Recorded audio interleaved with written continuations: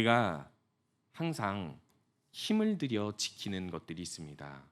그 힘을 들이며 지키는 것들은 소중한 것들이죠.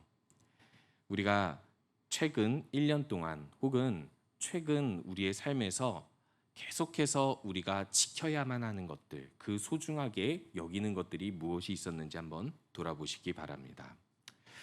어떤 사람에게는 건강을 지키는 것이 상당히 중요한 문제입니다. 또 어떤 사람들에게는 자녀들의 일상, 자녀들의 삶의 습관, 이 모든 것들을 교육하고 그들을 모든 악으로부터 지켜내는 것, 모든 세상의 흐름, 유행으로부터 지켜내는 것을 소중히 여기며 지키며 사는 사람들도 있습니다. 또는 우리가 아주 소소하게 일상을 돌아보면 항상 하는 습관의 행위들이 있죠. 집을 가꾸는 것들, 그리고 또 화초에 물을 주면서 화초의 생명을 지켜주는 것들, 그리고 또 우리가 앞에서 이야기했던 것처럼 자녀들에게 해가 되는 것들, 예를 들면 저 같은 경우는 어제 모기를 3마리 잡았습니다. 자꾸만 아기가 모기에 물려서 얼굴이 막 이제 사진을 찍어야 될 때가 왔는데 얼굴이 막 두들두들 하니까 어떻게든 모기로부터 아기를 지켜야 되겠다라는 생각으로 모기약을 설치할 뿐만 아니라 모기를 잡으러 다니면서 밤에 시간을 꽤 쓰기도 했었습니다. 우리가 일상에서 이렇게 소중해서 지키는 것들이 있습니다. 그것에 많은 시간을 쏟게 되죠. 그리고 또 많은 관심을 쏟게 됩니다. 그리고 그것을 꼭 해내기까지 합니다. 그런데 우리가 이제까지 마음을 쓰고 또 지켜내고 소중하게 여기는 것들 중에 가장 지켜야 할 것이 무엇인지를 오늘 성경 본문에서 이렇게 말씀하고 있죠. 23절에 모든 지킬 만한 것 중에 더욱 내 마음을 지키라. 생명의 근원이 이에서 남이니라 라고 말씀하면서 우리가 지키려고 하는 여러 가지 것들이 있는데 그 지키려 하는 것들이 우리에게 너무 소중해서 관심을 가지고 시간을 쓰고 그리고 꼭 그것을 해내기까지 하지만 우리들이 마음을 지켜내는 데는 얼마나 관심을 두고 얼마나 힘을 쏟고 있는지를 우리 스스로에게 물어봐야 한다라는 것입니다. 그래서 오늘 이렇게 표현을 합니다. 더욱 내 마음을 지키라라고 이야기한다는 것은 무엇과 비교하라는 것이죠. 우리가 이전에 해왔던 신앙생활보다 더 잘해야 된다 이것을 이야기하는 것이 아니라 오히려 우리가 소중하게 여겨서 지금 혹은 계속해서 소중하게 힘을 들여 지켜왔던 것들보다 더, 한마디로 이야기하면 우리가 이렇게 이야기하잖아요. 하나님보다 더 사랑하는 것은 없어야 한다라는 것처럼 우리가 하나님께서 주신 믿음, 하나님께서 주신 하나님을 향한 경건한 마음을 지키는 데 힘을 더욱 쏟으라라는 것입니다. 우리 일상의 어떤 것들보다도 훨씬 더 쏟아야 한다라고 이야기하는 것입니다. 우리가 이것을 돌아볼 때 많은 사람들은 이 말씀에 부딪힐 것입니다. 내가 정말 마음을 지키는데 이렇게 힘을 쓰고 시간을 들이고 관심을 가지고 꼭 해내기까지 했는가? 우리 잠자기 전에 꼭 기도하잖아요. 기도하면 사람들 대부분이 회개 기도를 합니다. 아닐 수도 있습니다. 감사 기도를 더 많이 하는 분들도 있고 또 남을 위해서 기도하는 것을 더 많이 시간을 쓰는 분들도 있습니다. 근데 왜 회개 기도를 더 많이 하게 되는지 저 자신을 돌아보면서 생각해 보니까요. 하나님께 마음을 더 쓰지 않기 때문이더라고요.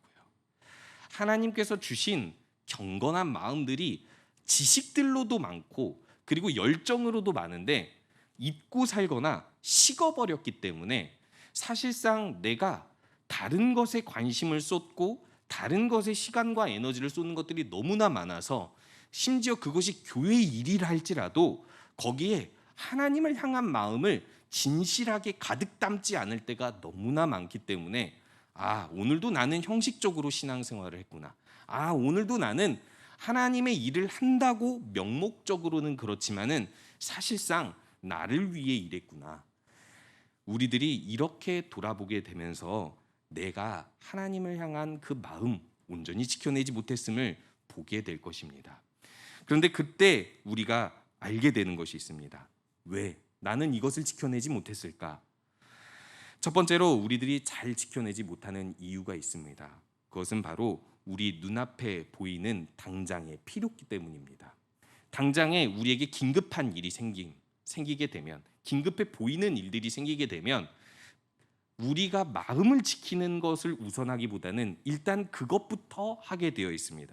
그리고 그것들이 계속해서 밀려오게 되면은 그것들로 인하여서 우리의 마음이 어느새 하나님과 멀어지는지도 모른다라는 것이죠. 제가 어저께 이제 마음과 행동과 연관된 심리학 서적들을 조금 이제 들여다봤습니다. 어떤 것은 이 경제 심리학에 대한 것이었고, 어떤 것들은 그냥 심리적인 통계를 내서 어떻게 진행이 되는 것들인지 살펴보았는데, 거기서 공통적으로 이야기하는 것이 있습니다. 딱 이렇게 결론 내더라고요. 사람은 모두 다 자신이 자기에 대해서, 자기 생각에 대해서, 자기 마음에 대해서 잘 안다고 생각하는데 대부분 모른다는 겁니다. 근데 제가 또 어떤 드라마도 잠깐 봤는데 그 드라마에서도 누가 이렇게 독백을 하더랍니다. 사람들은 생각보다 자기 자신의 마음이 어떠한지를 들여다보지 못한다라고 이야기합니다. 왜 그럴까요? 마음은 보이지 않는 영역이기 때문입니다. 마음은 우리가 통장처럼 잔고를 확인할 수가 없습니다. 우리 신앙의 잔고, 은혜의 잔고가 얼마 남아있구나, 그러면 좀 더 벌어야 되겠다, 이렇게 생각하게 해주지 않는다랍니다. 우리가 차라리 교회에서 이런저런 수치로 통계를 내기도 하잖아요. 그런데 그런 통계로도 우리의 마음을 다 알 수가 없고, 심지어 우리의 자신을 알게 해주지도 못하는 것입니다. 그렇기 때문에 우리들은 보이는 것 때문에 이 보이는 것에 치여서 보이지 않는 나의 마음을 돌아보지 못하게 되는 것이죠. 그래서 사회적 요구, 상황적 긴급한 요구들 때문에 우리들의 마음이 무엇인가에 빼앗기고 있는데 빼앗기고 있는지 모른다는 것입니다. 어찌 보면 10년 전에, 20년 전에 하나님께 받았던 그 은혜, 열정, 성령의 은사들, 그리고 내가 주님을 위해서 했던 대단한 선교라든지 위대한 일들을 기억하면서 난 그 신앙에 머물러 있다라고 우리들은 생각하기 마련이라는 것이죠.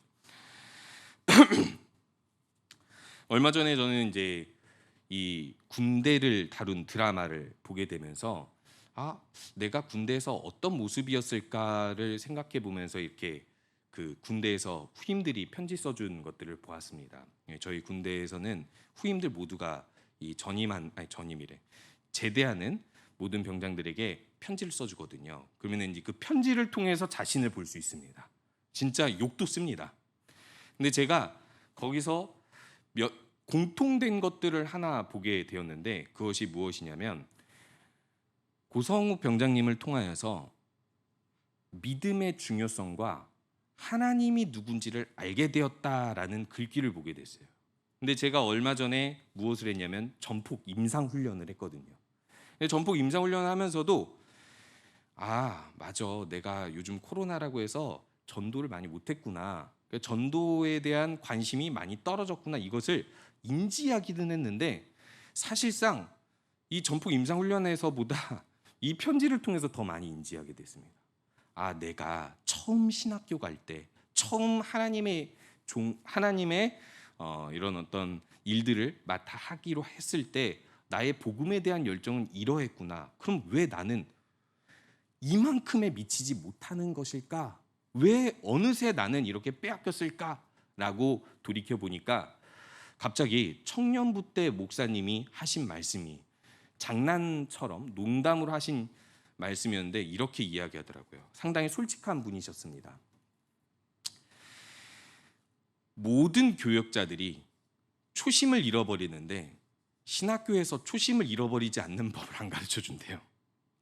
무슨 뜻인지 아시겠습니까? 그럼 초심을 잃어버리지 않는 법은 어디에 나와 있습니까? 사실 너무나도 우리가 잘 알고 있는 성경에 나와 있습니다. 뭐 신학교에서 진짜 안 가르쳐 주는 게 아닙니다. 우리가 초심을 잃어버리지 않으려면 매일 양식을 구해야 되는데 그 양식이 무엇입니까? 일용할 우리의 영혼의 양식이라는 것입니다.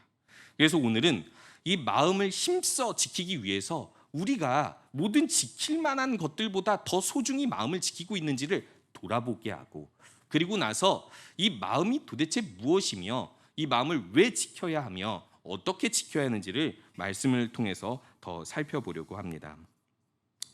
그렇다면 우리 잠언에서 강조하는 여기 4장 23절에서 지켜야 할 이 마음은 도대체 무엇을 이야기하는 것일까요? 앞에서 우리는 그 의미를 찾을 수 있습니다. 20절에서 22절을 살펴보면 계속해서 잠언 저자는 이 아들에게 훈계하는 것처럼 백성들에게 이렇게 훈계하고 있습니다. 내 말에 주의해라. 내가 말하는 것에 귀를 기울이라 라고 이야기하고 있습니다. 도대체 이 말은 무엇일까요? 21절에 보면 그것을 내 눈에서도 떠나지 말게 하고 마음속에 지켜라. 벌써 21절에서 강조해주고 있죠. 그리고 22절에서 이것이 바로 너에게 생명이 된다라고 이야기하고 있는데, 솔로몬이 쓴 잠언에서 솔로몬이 자기가 지칭하고 있는 내 말에 주의하고 내 말에 귀 기울이고 이것을 눈에서 떠나지 말게 하라는 것은 우리들이 쉽게 살펴볼 수 있는 것이 여호수아 1장 8절과 시편 1편에서 나타나고 있는 하나님의 율법 말씀입니다. 이것이 눈에서 떠나지 않도록 그것을 우리가 마음속에 받아들였을 때 빼앗기지 않도록 지켜내라라고 이야기하고 있는 것입니다. 그래서 여호수아 1장 8절에서도 이렇게 표현하고 있죠. 여호수아 1장 8절에 이렇게 말하고 있습니다. 이 율법책을 내 입에서 떠나지 말게 하며 주야로 그것을 묵상하여라고 이야기하고 있습니다. 입에서 떠나지 않는다라는 건 진짜 입에서 항상 중얼거리라라는 뜻을 가지고 있는 것이 아니라 우리의 마음에서 떠나지 않도록 입으로 지켜내라라고 이야기하고 있는 것입니다. 이것을 누가 교훈했을까요? 열왕기상 2장 3절에 보면 다윗이 죽음을 앞두고 자신이 가장 소중하게 일생 동안 지켜왔던 한 가지를 솔로몬에게 알려줍니다. 내가 내 인생에 성공의 비결이 있다. 형통의 비결이 있다. 그리고 나는 죽는 이 순간까지도 하나님께로 돌아가는, 모든 조상들이 돌아간 것처럼 하나님께로 돌아가는 이 순간에 너에게 중요하게 얘기해주고 싶은 인생의 비결이 있다. 그것은 바로 무엇이냐면 내 하나님 여호와의 명령을 지켜 그 길로 행하여 그 법률과 계명과 율례와 증거를 모세의 율법에 기록된 대로 지키라라고 이야기하고 있습니다. 물론 이 말씀을 지킨다는 것은 행위로 지킨다는 것을 의미하기도 하지만 1차적으로는 이 말씀을 마음속에 담아두어 지키라라고 이야기하고 있는 것이죠. 다윗이 형통했었던 이유, 그것은 바로 이 말씀을 마음속에 품고 떠나지 않도록 힘써 지켰기 때문이라고 다윗은 이야기하면서 솔로몬에게 교훈하고 있는 것입니다. 그렇다면 이 마음은 명확하게 이렇게 말할 수 있습니다. 말씀을 듣고 그 말씀을 마음에 받아들이는 믿음, 그리고 말씀을 통해서 깨달은 은혜, 그 모든 비전, 주님의 뜻, 우리가 마음으로 하나님의 말씀을 받아들여 깨달은 주의 뜻을 지켜내라라는 것으로 우리들은 이해할 수 있습니다. 그렇다면 여기서 지켜내라라는 것은 어떤 의미를 가지고 있을까요? 보통 이때 지키라라고 할 때는 파수꾼이 성 안을 지킬 때, 혹은 간수들이 감옥에서 죄수들이 나오지 못하도록 지킬 때 쓰는 표현입니다. 어떤 상황이죠? 상당히 중요한 사안이죠. 감옥에서 죄수가 나가면 안 되고 성 안으로 적군이 침입하면 안 되잖아요. 그러면 그 사회가 상당한 혼란 혹은 멸망을 초래하기까지 합니다. 그래서 아주 중요한 역할로서 지키다를 이야기하고 있는데, 이것을 표현하는 이유가 있습니다. 우리 마음을 지키지 못하고 잃어버릴 때는 두 가지가 있기 때문입니다. 첫 번째, 우리 안에 있는 것이 빠져나갈 때입니다. 우리 안에 품은 하나님의 뜻을 잃어버리거나 잊어버리거나 그것에 대한 열정이 식어버린 때입니다.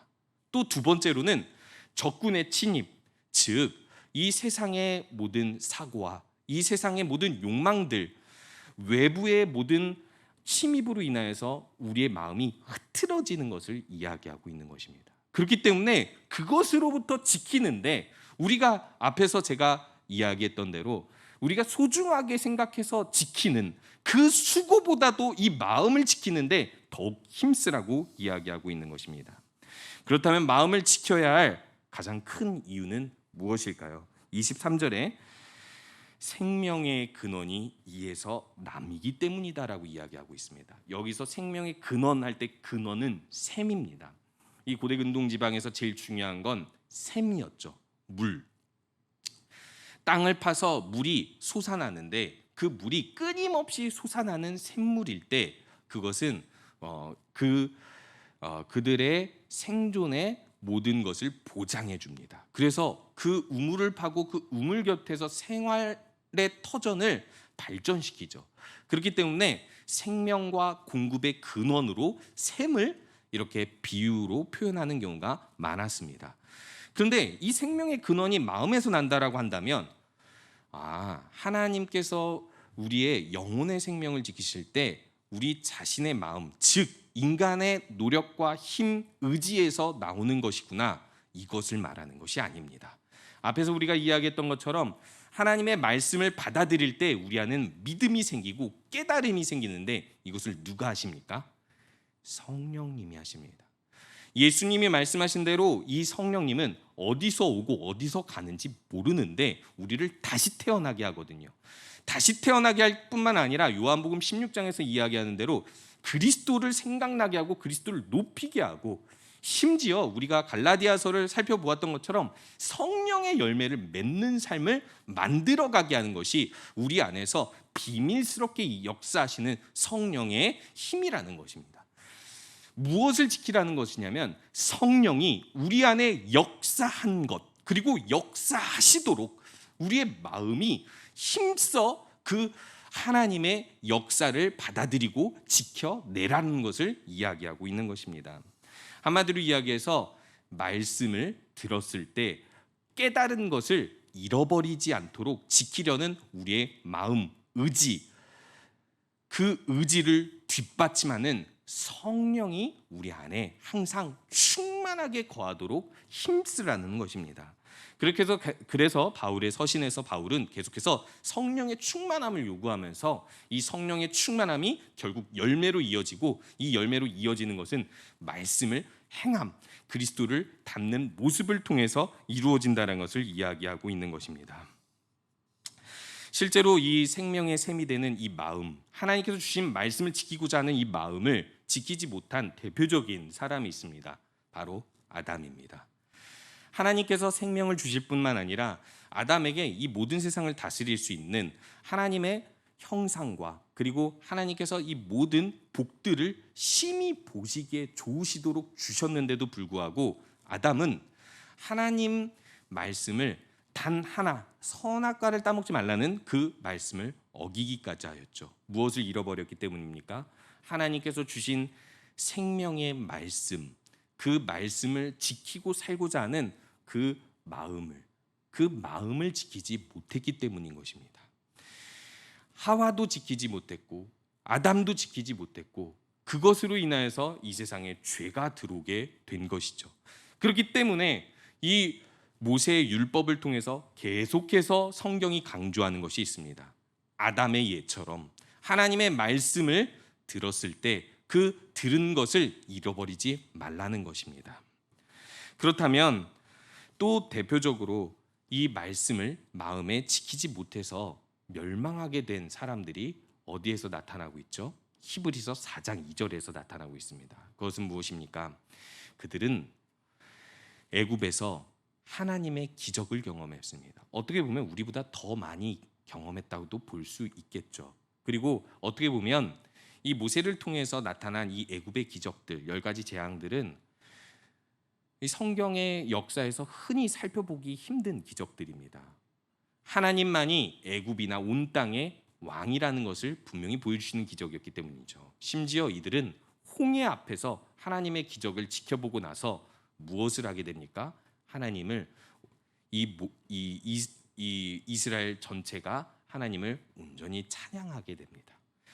그렇게 하나님의 기적을 경험하고 시내산에서 하나님의 말씀을 들었음에도 불구하고 이들이 광야의 1세대가 60만 명이었는데 2명만 빼고 다 광야에서 쓰러져 죽어버린, 하나님께서 예비하신 가나안 땅에 들어가지 못한 이유가 히브리서 4장 2절에서는 무엇이라고 이야기하고 있습니까? 히브리서 4장 2절에서는 무엇이라고 이야기하냐면 그 말씀을 믿음과 결부시키지 못했기 때문이라고 이야기합니다. 쉬운 표현으로 하면 풀로 붙이지 못했다라는 겁니다. 하나님의 말씀을 우리 마음에다가 이렇게 붙여내지 못했다라는 겁니다.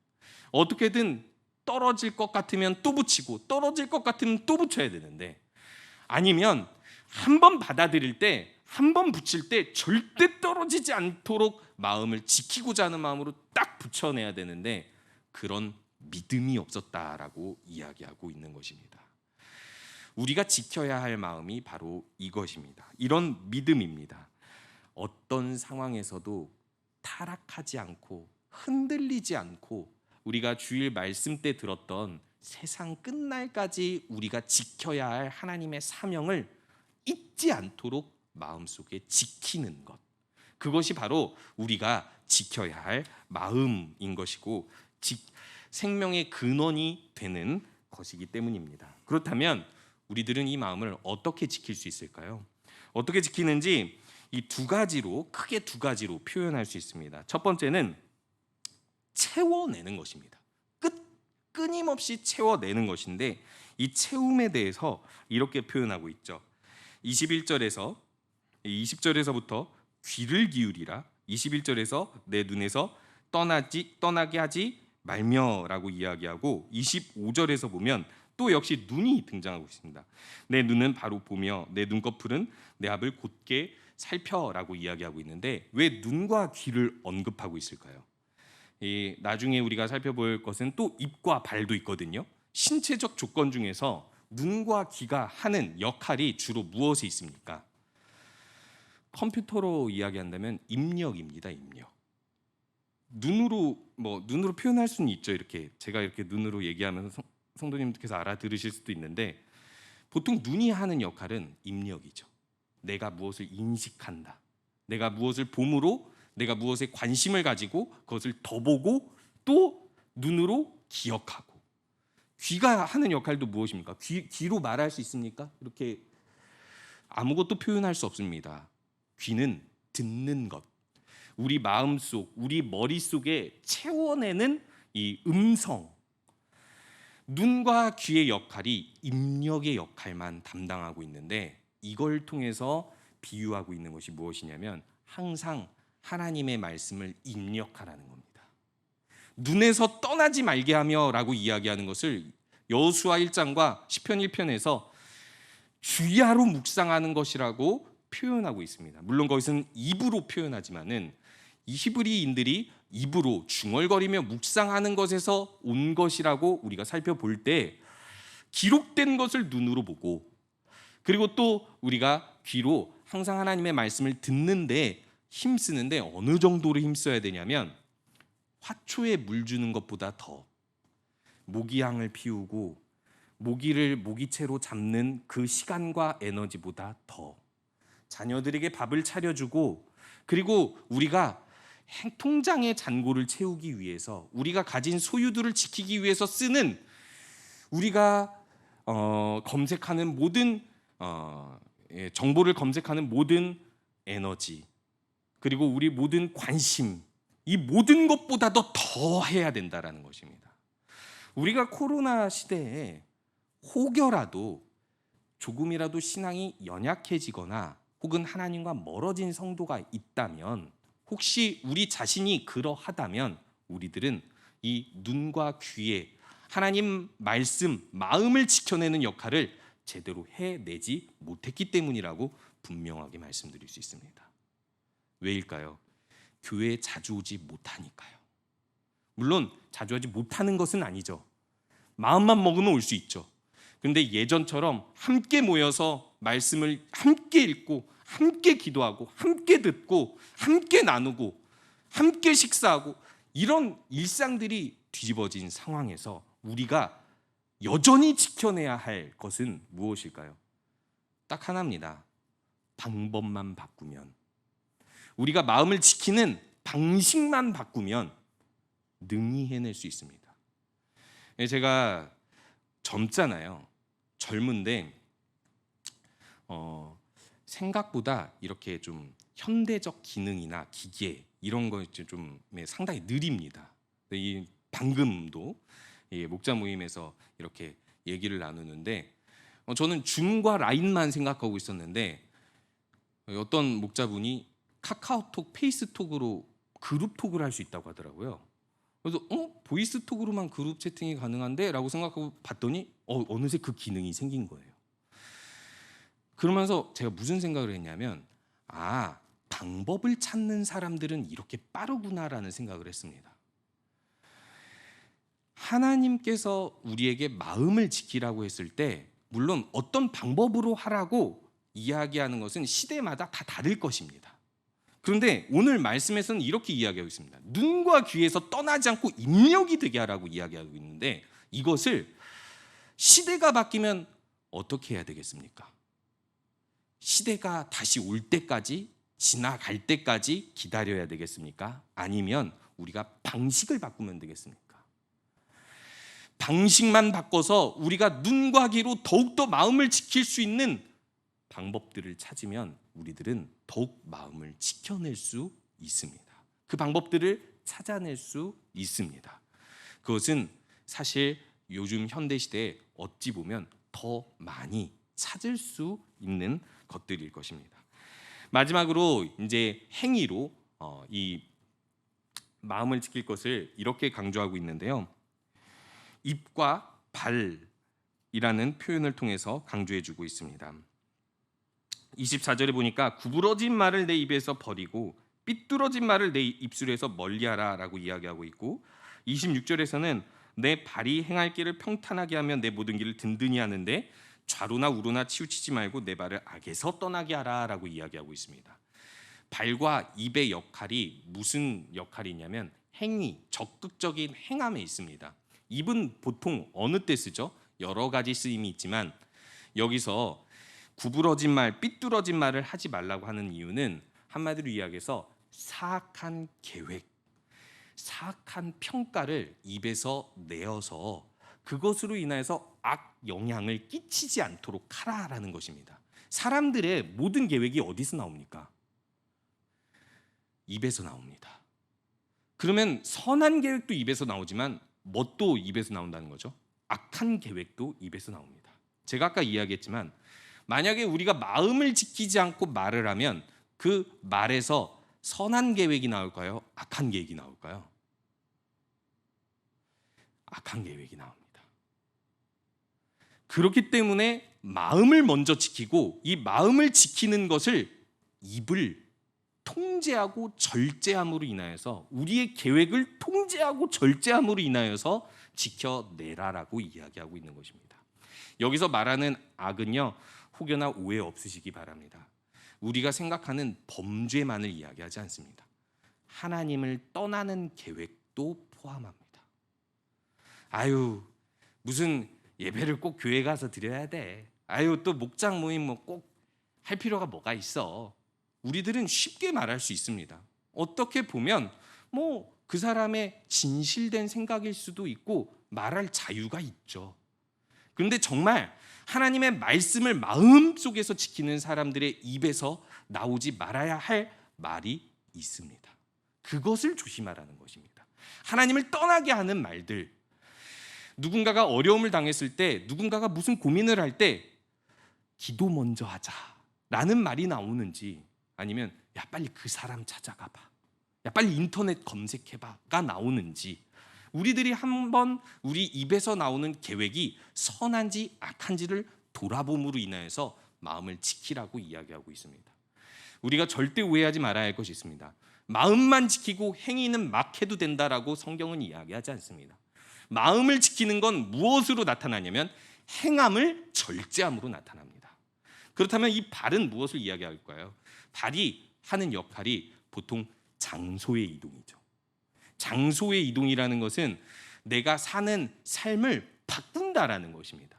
내가 어디로 발로 장소를 이동하고 옮기느냐에 따라 내 삶의 현장이 바뀐다라는 겁니다. 진짜 장소를 바꾸라는 뜻이 아니죠. 우리들의 삶을 바꾸라는 것입니다. 우리 삶의 현장, 환경, 분위기, 만나는 사람, 모든 것을 무엇으로 바꾸라는 것입니까? 하나님께서 주신 마음, 그 비전을 지켜내는 쪽으로 이 마음을 바꾸라고 오늘 발을 지켜내라고 이야기하고 있는 것입니다. 더더군다나 마지막 27절에서는 이렇게 표현하고 있죠. 여호수아에게 하나님께서 명령하신 그대로 좌로나 우로나 치우치지 말라고 이야기합니다. 기준이 있으라는 것입니다. 우리 삶의 기준, 하나님께서 주신 말씀, 그 말씀을 따라 기준을 정하고 그 기준에서 떠나지 말고 흔들리지 말라고 이야기하고 있는 것입니다. 우리 삶에는 여러 가지 선택이 있습니다. 근데 그 선택을 따라 삶이 바뀝니다. 사실 발이죠. 우리의 선택은 발입니다. 발로 장소를 이동해서 삶을 바꾸듯이 내가 꽃밭에 가면 꽃밭에 있는 거고 내가 쓰레기장에 가면 쓰레기장에 있는 것입니다.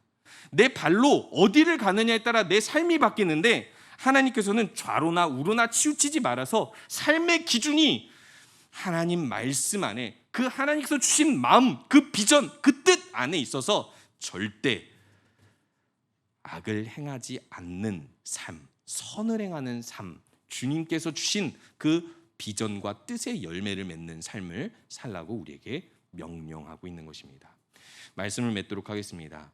우리가 소중하게 생각하는 것은 우리가 힘을 들여 지키는 것에 있습니다. 그것을 통해 결정됩니다.